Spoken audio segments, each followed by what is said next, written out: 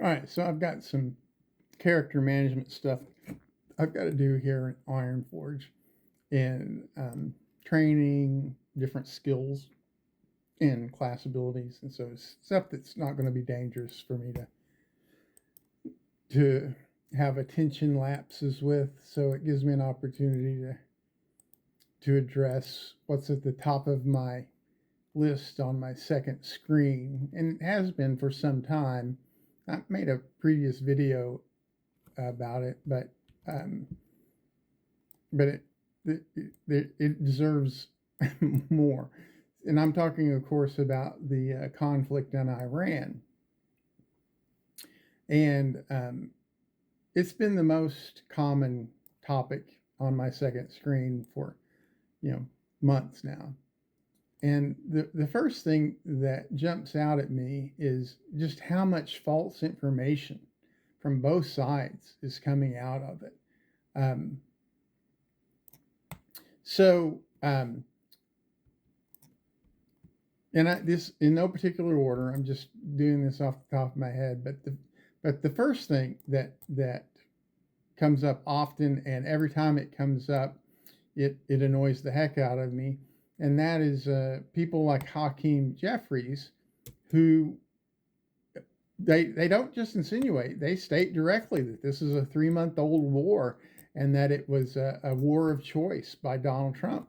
That's just not true, and it's not true to the point where it has to be considered um, lying by by people like Hakeem Jeffrey, um, because there's no way at this point that someone hasn't explained to him that, well, no, this war began on November 4th, 1979, whenever Iran invaded the U.S. Embassy, sovereign U.S. territory, took 52 hostages, and declared war on the United States.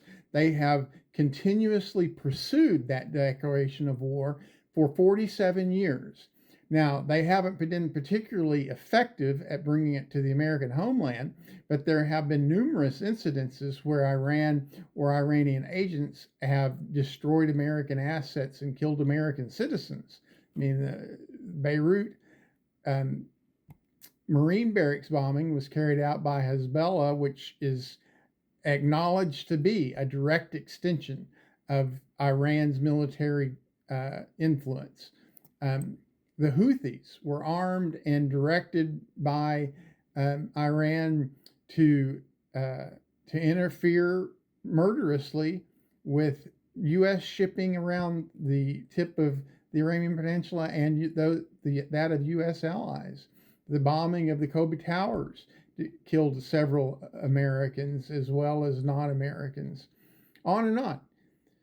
Right? So, deciding that this 47-year-old war began 3 months ago in the spring of 2026, and that it was Donald Trump's decision to start that war is just a lie. There's just no other word for it. Hakeem Jeffries routinely lies, and the media is complicit. The media never fact checks him and brings up the truth. So that's from the left, and then from the right, you have this perpetual um, uh, insistence by the Trump administration that the conflict is on the verge of ending, and there is just no indication whatsoever that that is true. Um, this conflict has been going on for 47 years, and there's no indication that it is near an end at all. Um, Now, do I think that it should come to an end? Yes. Do I have a way of doing that? Well, I mean, I don't know. Um, I if the president had if I had the president's ear, which I don't, but if I did, what I would say to the president is, look, we just politically, whatever we end at has got to be significantly different from the deal that Obama reached with the Iranians under his administration, because we have been criticizing that deal. So it's got to look different. So how do we make it look different, and in a way that will bring the war to a peaceful resolution, positive resolution? And what does a positive resolution look like? I think that a positive resolution would look like an end to any Iranian atomic weapon program verified by inspectors, to an agreement that the Strait of Hormuz is a corridor of free trade for all parties on both sides. Right, so that's going to be tough. That would be tough to get the Iranians to agree to. So what are you offering them? So what I would do is I would acknowledge, say, look, we will agree to end all sanctions. We will agree to provide peaceful civilian nuclear technology for energy production. We will agree to free up the frozen Iranian assets. We will go even further. We will acknowledge that the historical wrongs that the United States have perpetrated against the people of Iran.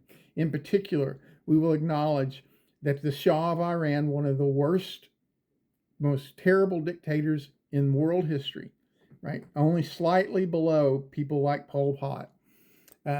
He was installed and kept in place for 30 years by the U.S., in particular the U.S. CIA and military in supplies industry.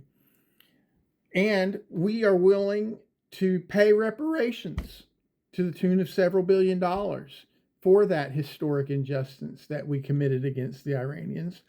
And we will agree to put Iran under the same type of military protection to ensure its national integrity that we've put countries like Lithuania and Latvia under, right? There's no reason that we can't extend military security to those nations and not to Iran, so that Iran wouldn't feel the burden of maintaining an extensive military that cripples their civilian economy. They could focus on building their civilian infrastructure. And I think if the Iranians are reasonable, which I have no reason to believe that they're not, right? They're religious, right? They are as dedicated to their religion as fundamentalist American Christians are to theirs. I don't dispute that, but I don't think that American fundamentalist Christians are unreasonable, right? So I think I have no reason to believe that the Iranians would not say, oh yeah, we can agree to that deal, right? We can agree to reparations and a forgiveness of the past wrongs, and a positive relationship with the United States moving forward. That's what I would go for. Now, you may be listening to this or watching this and have a different perspective, and I want to know that perspective. If it's based on something reasonable, if it's not just rampant propaganda or racism, by all means, post a comment so that we can start a conversation about it. I don't pretend that my position is the only valid position. So yeah, please, if you have something to contribute, please post a comment.